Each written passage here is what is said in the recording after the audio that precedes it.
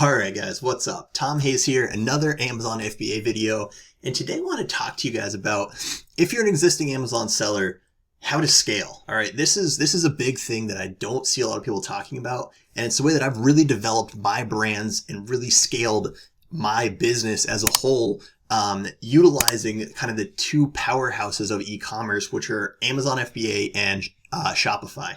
Alright, so jumping into this, the first thing I want to talk to you guys about is this video is really for people that are well established, okay?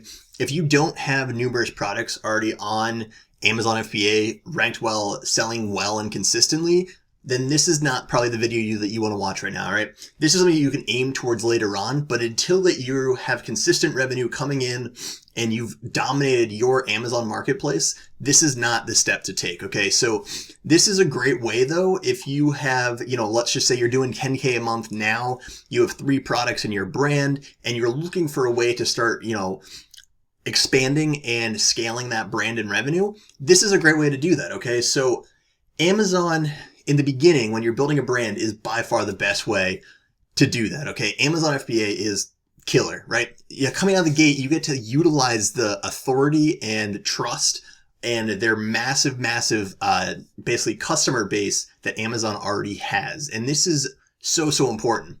The major issue though is, while you can scale your brand and start making really good money with Amazon FBA right out of the gate, when it hits a certain point, you start looking at things and you realize that Amazon owns your customer, and they do this, very strategically. Okay. So this is something that doesn't allow you to circle back with someone who's already bought from you and email them about a new product release, or send them, on, let's just say it's a holiday coming up, a 10% off, coupon just because they've been a loyal customer. You don't have that ability, and you don't have the ability to really capture that person as a customer for your brand, aside from, them just hoping, you just hoping that they're going to come back and want to buy from you again. All right. So the solution to this is starting to use Shopify, because this allows you to, start actually collecting a database and building an email list and being able to go back to your, one-time buyers and offer them a different product or follow up with them about things. As well as, in this process, you all of a sudden are now able to scale this thing and grow so much exposure that this is such a powerful combination of things. All right. So let's really quickly talk about how I first discovered this. All right. So after about a year of launching the private label brand and, really expanding into multiple products. All right. So at the time I had 4 different products that were all doing well, and I wanted to continue to scale, but as I kind of was initially doing that, I was launching other products, and that works great. Okay. There's a compounding effect when you continue to launch products on Amazon around the same brand with the same kind of core ideology behind those, right? So you're in that one market, that one niche, and they're all very closely related. So this works super well. But after a while, as we just discussed, Amazon owns your customer. So I decided that I was going to take an alternative route. And while everything was still selling well on Amazon, I wanted to continue to build on top of that. So Shopify was the answer. And if this is a point that you're at and you're resonating with this, I highly recommend looking into this, because this has, the revenue that I was doing on Amazon is doubled basically by expanding to Shopify. And Shopify also allows you to not only grow your sales, but also your brand exposure. Okay. So you start, building out not only a third-party storefront, but then you have your Facebook page, which is, designated to your brand. You start building a following around your brand and releasing content and doing different things that allow you to just kind of gain exposure and look like this more powerful entity. And at the end of the day too, really you end up controlling your brand way more, right? So we're all subject to Amazon's terms of service, which in theory, they can change at any point in time, right?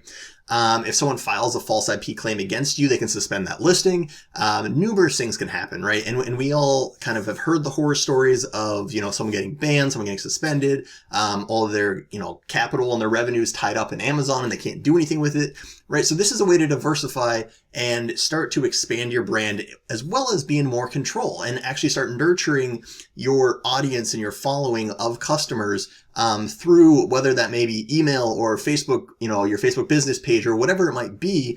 As you start doing this, let's just say you're going to launch, I had 4 products. Let's say we're going to launch a 5th. with that fifth product launch, you now have an email list of, let's just say 400 people or 1,000 people that you can then go and send them an email and just say, hey, I just want to let you know we're rolling this out next week. I thought you'd be interested due to, what you've purchased in the past. And, if this is something you're interested in, here's an additional 10% off.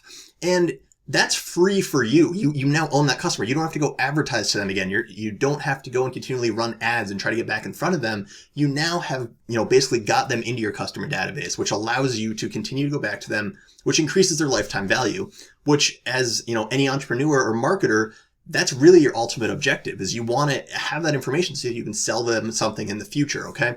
So that one-time sale up front is awesome. Whatever you get off of Amazon is great. But being able to kind of flip the script on them and be able to do both is so massive. All right. So basic requirements to do this. All right. You need an Amazon seller account. And if we've gone through everything before, you should be well established on Amazon before you do any of this. All right. Shopify, very easy to set up. Your initial 2 weeks are free. And then you can even do the basic program for about $30 a month.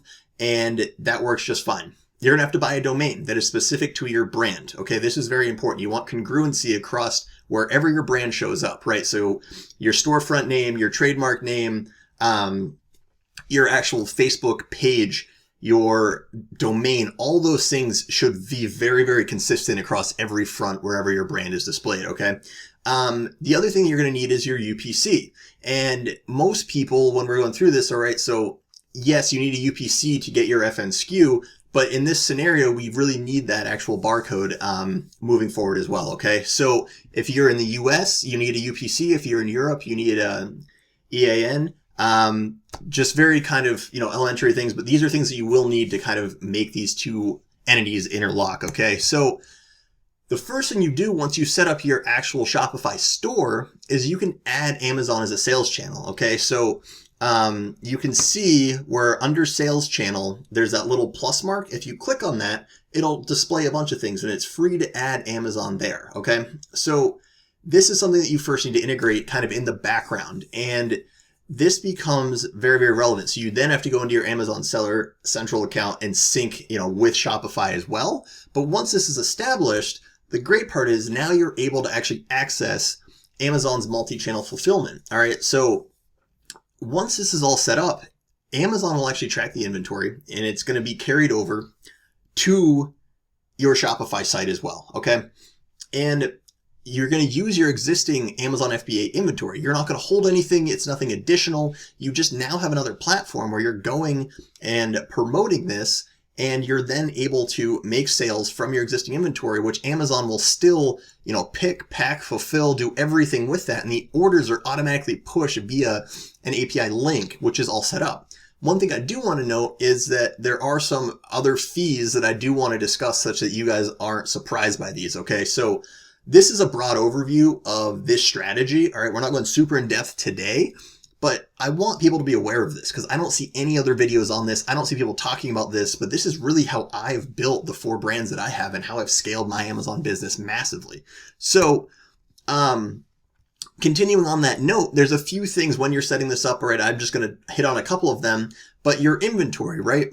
So your FN SKU is actually going to go where that SKU goes, all right? And you're going to set this up that you actually don't want Shopify tracking your inventory, because you're going to set it up in the other end that you want Amazon to do that, and Amazon will actually push that information so you have that, okay?